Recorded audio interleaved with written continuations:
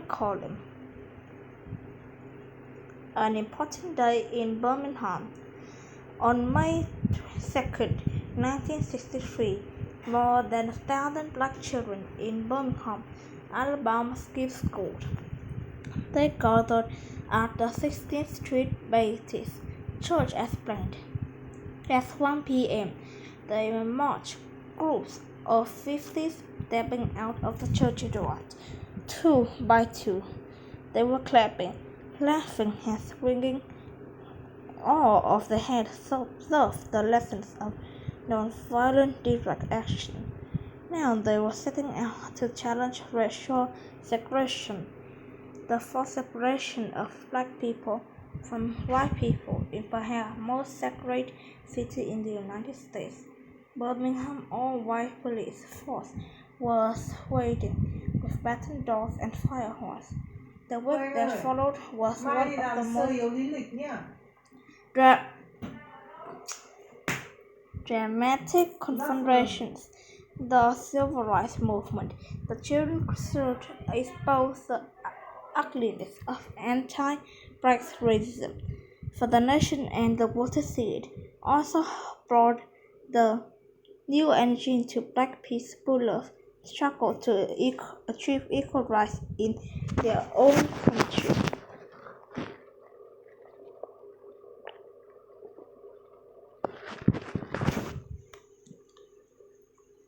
The movement. Racial segregation still occurred in U.S. cities today, but in the early 1960s, it was a law known as the Jim Crow Law. These policies made black people a second-class citizen in their own communities. White-only signs warned black people away from restaurants and other public places. Many black people were terrorized to prevent them from voting. If black citizens stood up, they risked death at the hands of violent segregationists, including groups like White Citizen Council and the Ku Klux Klan. Local police often looked up in other ways or helped the white groups. Thousands of black men, women, and children died as victims of racial violence. A growing number of black Americans, though, were ready to resist. For generations, black people had contributed gently to American society, working hard, paying taxes, and serving in the military. Yet their calls for equal rights and justice were rejected. Then, in 1954, the Supreme Court ruled that the racial separation in school violated the U.S. Constitution. In 1955, two white men murdered a black teenager named Emmett Till and were found not guilty by an all-white jury. Call for equal rights and justice took on new urgency. The civil rights movement gained support, momentum, and media attention. Dr. Martin Luther King Jr. emerged as best-known leader of the movement.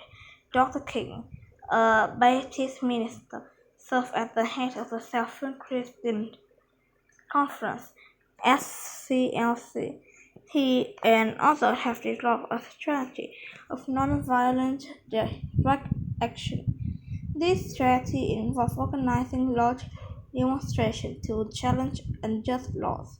The goal was to disrupt segregated communities and overwhelm police with mass arrests. Protesters were even trained to stay peaceful, no matter what, even when attacked. The belief was more than a non-black American saw the cruelty and injustice black Americans endured. Most of them would support the cause. By 1963, though, the civil rights movement had lost some of its momentum. Few protesters were showing up as a demonstration. Newspapers and TV networks sent fewer reporters and cameras to cover protests. White officials were learning to down violent attacks on protesters to avoid bad news coverage. SCLC leaders believed that the movement needed a high-profile success. They decided to organize a new campaign of protest. They set their sights on what considered the most segregated city in the United States, Birmingham, Alabama. Just take a wait. Yeah, just take the lead. In early 1963, Rush Shuttleworth, a Birmingham Baptist minister and co-founder of the FCLC, invited Dr. King, an FCLC organizer, to the city. They called Birmingham Campaign Project G, Project C for confrontation. Birmingham was known as a dangerous place for black people. Some of it is called Birmingham because of history bombings that blew up black homes and cultures, and Churchill Shuttleworth himself has survived several attempts on his life. Not everyone was happy to have Dr. King show up in Birmingham.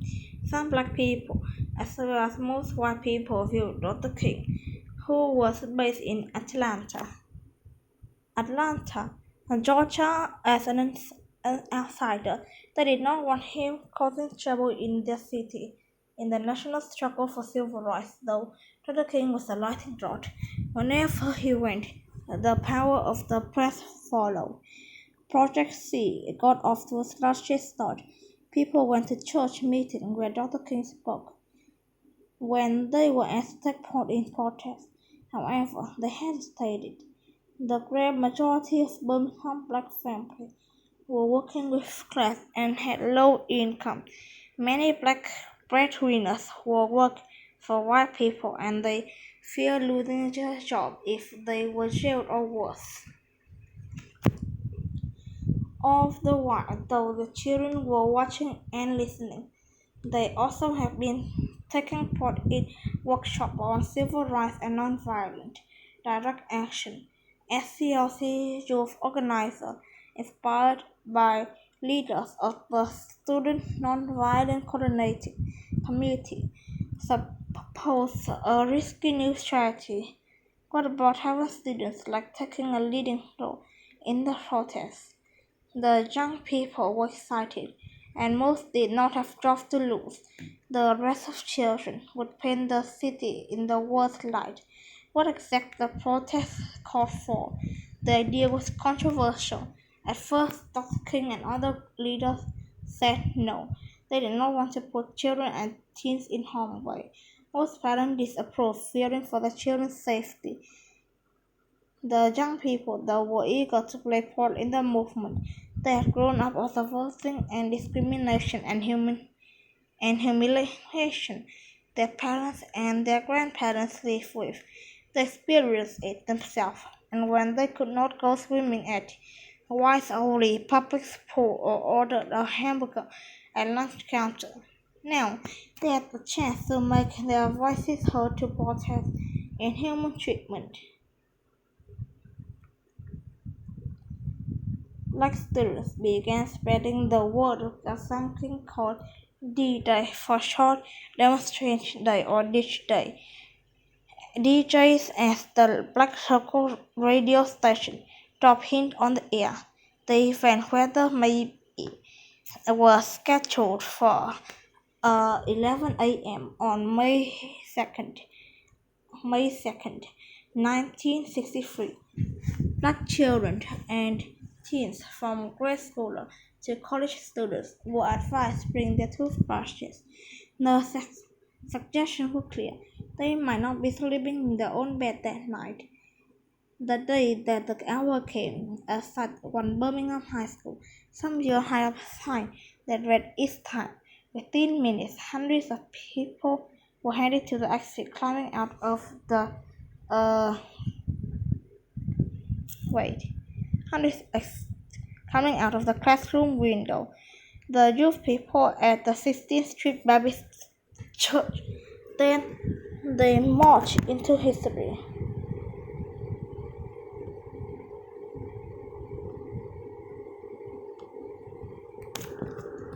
Facing Bull Connor. Agent Bull Connor has been elected Birmingham Commissioner of the Public Safety 7 times. He was vicious and aggressive racist who maintained public safety for Birmingham white citizens by abusing black people, including children. Police officers and firefighters go on the front line, instructed to block the young black protesters from marching the several blocks to downtown, where they intended to go.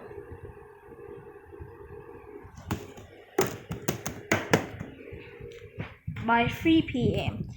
on May 2nd, more than 600 young people have been locked up behind bars.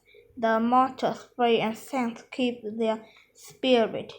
The children's march was having the desired effect. The nation's attention was drawn to the drama. The next day, May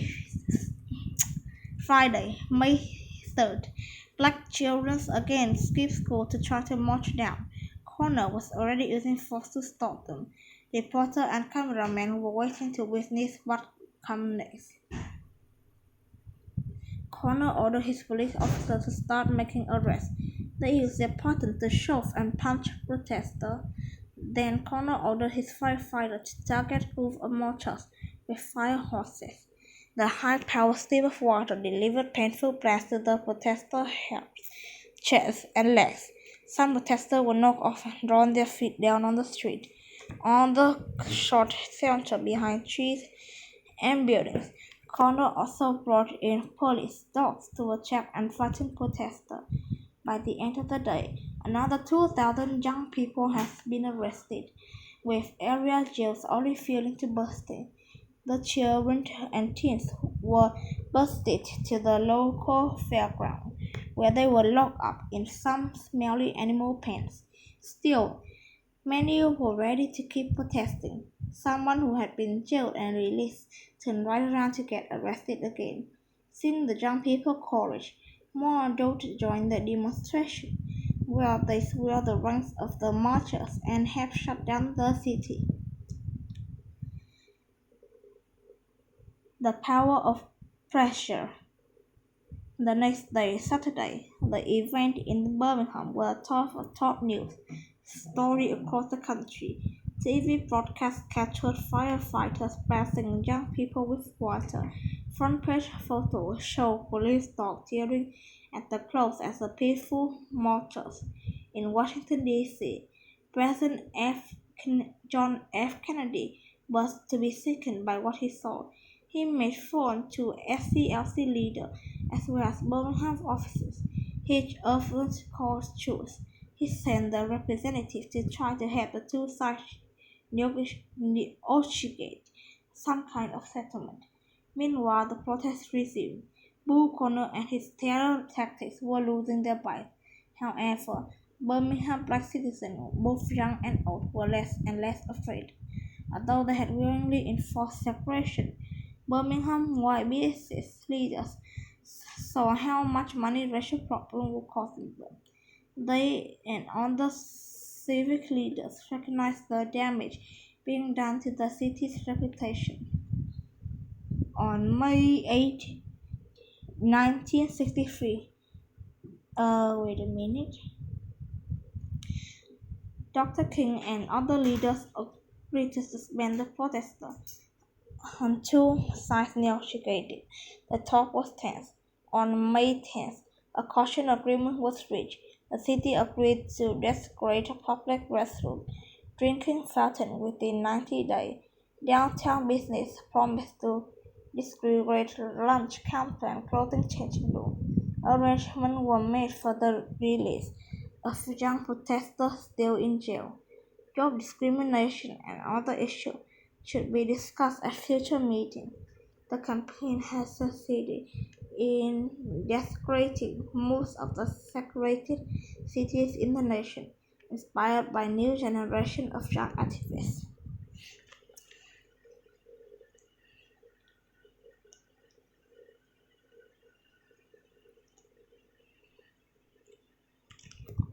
What the Children's March achieved. The civil rights movement marched ahead, riding the momentum of the Children's March. In hindsight, the event in Birmingham proved to be an important turning point. A month after the protest, President Kennedy made a television address to the nation. In it, he mentioned Birmingham in challenging the country to end segregation once and for all. He promised new federal civil rights laws to protect Black Americans. Many Black people were moved to tears hearing the President of the United States finally supporting their causes. Many goals of the civil rights movement became law in the year that followed. The next year, the United States Congress passed the Civil Rights Act of 1964. It outlawed segregation and discrimination based on race, color, religion, gender, or national origin. In 1965, the Voting Rights Act struck down the state policy that blocked Black Americans from voting. Racial prejudice and discrimination did not end with this new action. However, the movement fight for this fair and equal treatment opened new opportunities for Black Americans and began a new chapter in the history of the United States.